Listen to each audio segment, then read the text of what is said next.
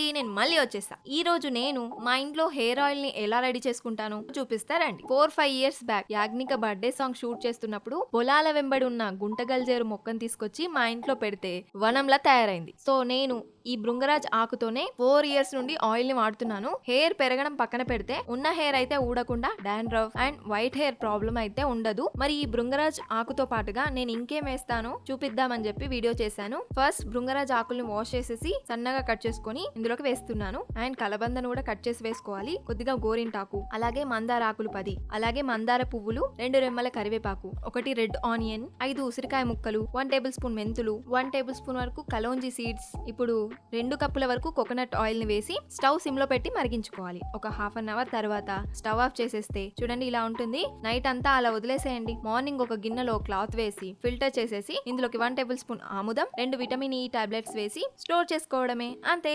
Subscribe.